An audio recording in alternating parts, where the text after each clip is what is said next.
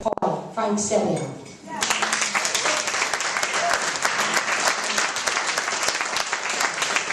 Frank is a husband, a father, and a grandfather, and I'm sure he will say those are his best accomplishments in life.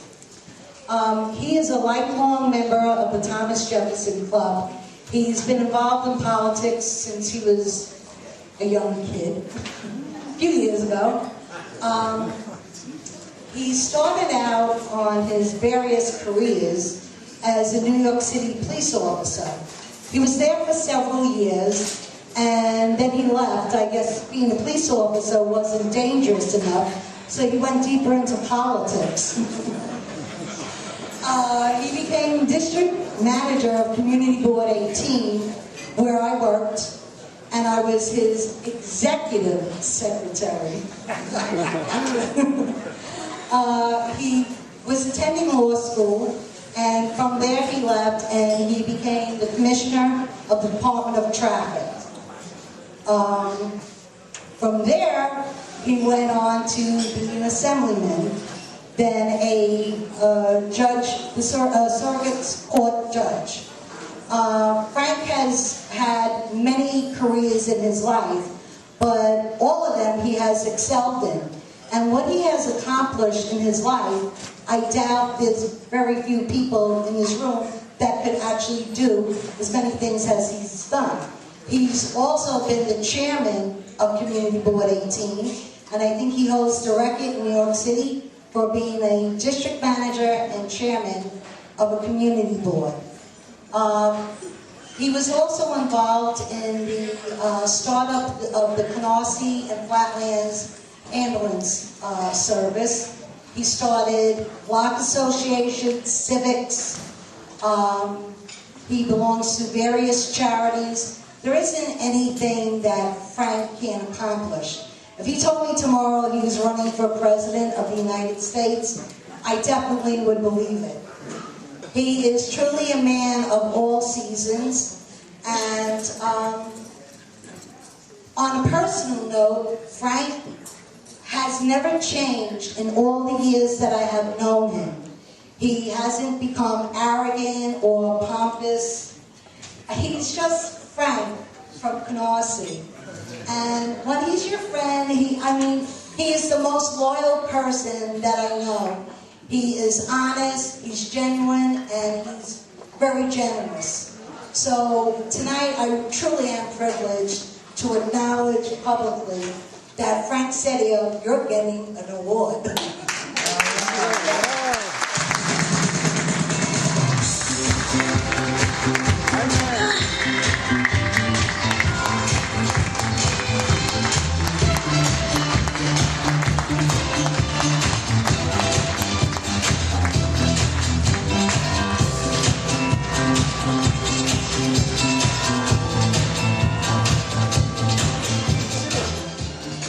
Well, you know, you can interpret all this to mean that I really can't keep a job. First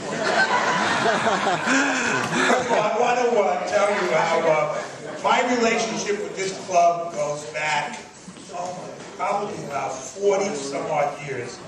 I've been in politics since I was about 16 years old, so go way, way back in the early days when literally Leo Zambrani was the congressman there, when we had a Democrat representing us in this community. And for many, many other days. And I remember when Joe first became the leader, which is, it's got to be 30 years ago, or 20. Yeah, a long time. And of course, he had Mary Rose as his partner. And Mary Rose decided to retire. And guess who he got? My secretary.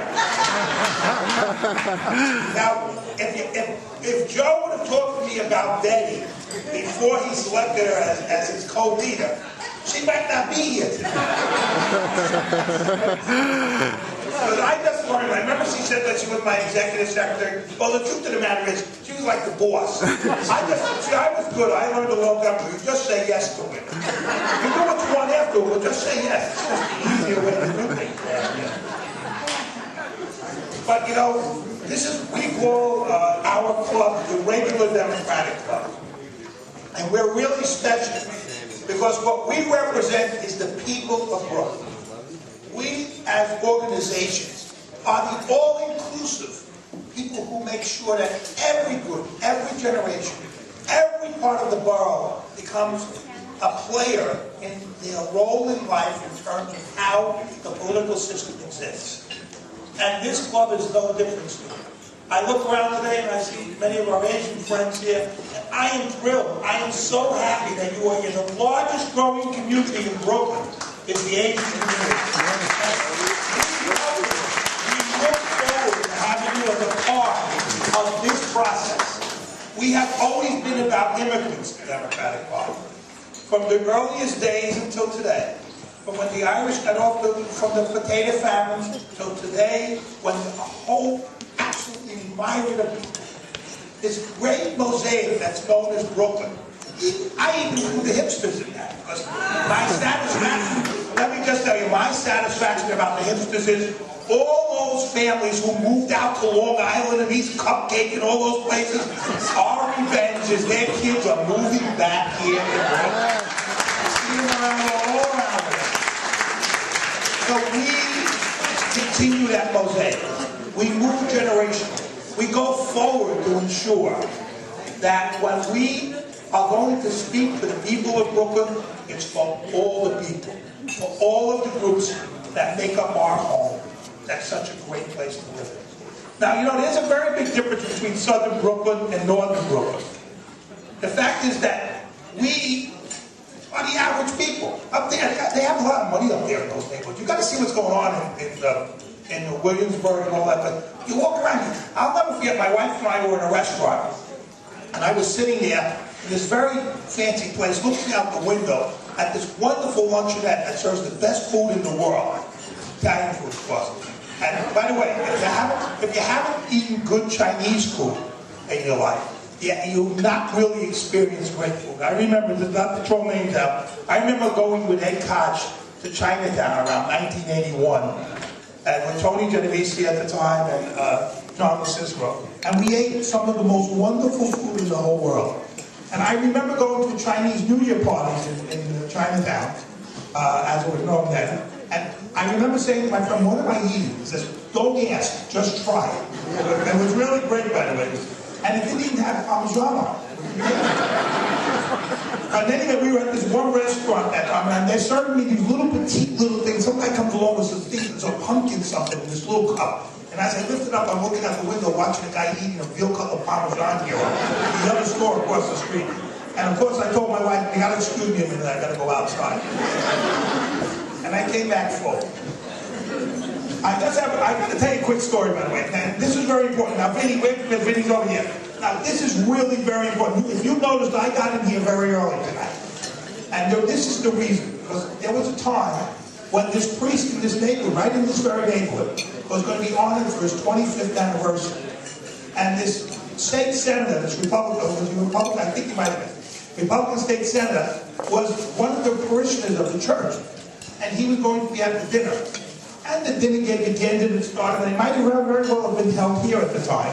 And they were waiting for him to show up, and finally said, "We got to get the program started." And they started the program. And the speaker after speaker got up and spoke about the 25th anniversary of this particular priest that's celebrating it. And they're still waiting for the state senator, and his staff was there, and they're telling him he'll be here any minute. Oh, yes. Finally, the priest got up, and he had to make his speech. And he stood up and he said, "You know, I'm thrilled to be here for 25 years. It's been a wonderful experience. But I have to say, I wasn't so pleased when I first came here. It's the first day that I came here, I heard confessions. And this man walked in, and he started telling me how he lied, and he cheated, and he stole from his partner, and he was doing all kinds of terrible things. And I said to myself, wow, I said, what kind of parishioners do we have here? What is this all about? I can't believe it. And of course, as time passed, I met other people, I heard other confessions, and I realized that this was maybe a unique situation, and it may have just been a one-time thing. And just as the priest finished his speech, and everyone started applauding, in walked the state senator. And he got right up to the microphone and he says, "Father, I'm so sorry I'm late. It's been a very tough schedule. I had many other stops. But I had to be here today because I was the first person to go to confession." Oh, did you make sure you're on time? I want to congratulate my fellow honorees today. Each of them has contributed something very special. Dr. Berry, I want to tell you, I am so happy you use GE equipment. I have about 10,000 shares of GE. Very important GE equipment. Good for us. And of course, Ms. Dresden, I know that you are part of the UFT. You should know I'm very prejudiced to teachers. My wife, my daughters, my sister-in-laws, even my dog is a member of the UFT. They're the teachers. And they're all female. I don't even get a choice. I always know to be suspicious when I walk in the house and I see the toilet seat up. But we're very, it's a great, great group of people. They too often, the UFT is too often, and teachers in particular, are not given the credit for the Herculean job that they have.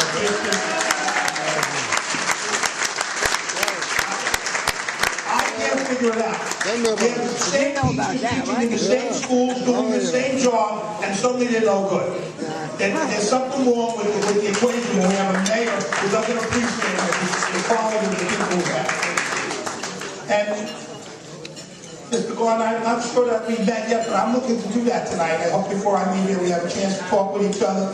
I see that you've been a community activist yourself.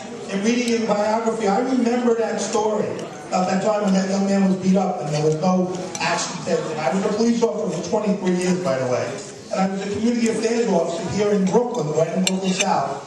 And so I think I was working at that time when this occurred. So we thank you and applaud you and welcome you to work together with the communities around us to make this a better way to live our lives. And I guess finally, I have to say, I want to congratulate Pam Bryan. Smartest woman I've ever met in my whole life. She hired Dominic. You could not have made a better move doing that. And I want to congratulate you again, Dominic, as well. And finally, since I got the chance to be the longest speaker, I want to say that we are blessed by the kind of leadership we have here in the Stars and Stripes Democratic Party. This is a tough area to be elected official, because you don't just have, most of the rest of Brooklyn, when you run as a Democrat, you're elected and you can go to sleep from the day of the primary until the day after the general election. In this area, you got to fight for everything you want. You have to fight for the council seat, fight for the Senate seat, and fight for the congressional seat. We're going to win that congressional seat back next year.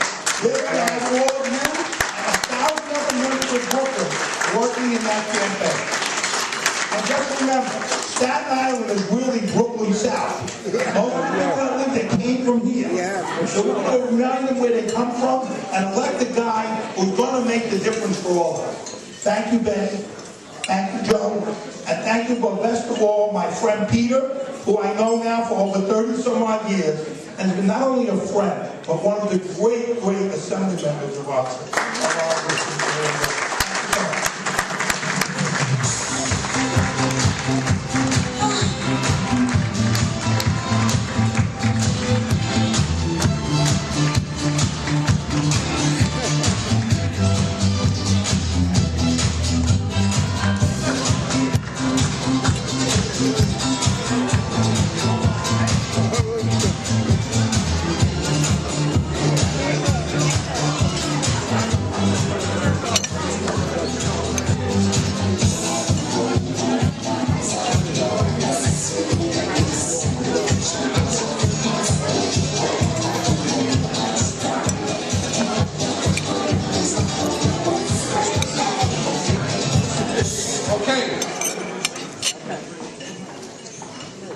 A lot going on, and I want to introduce our next speaker.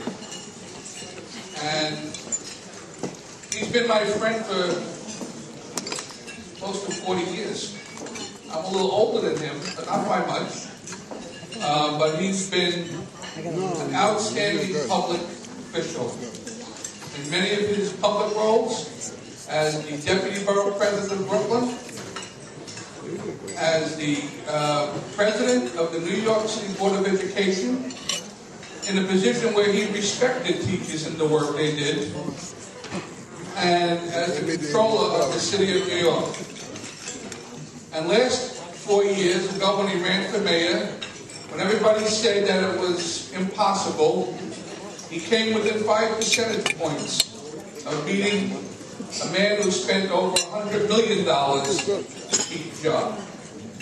But this time, it's going to be different. And he's out there, he's working hard every single day. He is slow but steady, he's building it up every single day, little block by block. I give you my friend of many years, Bill Thompson. And that's the man.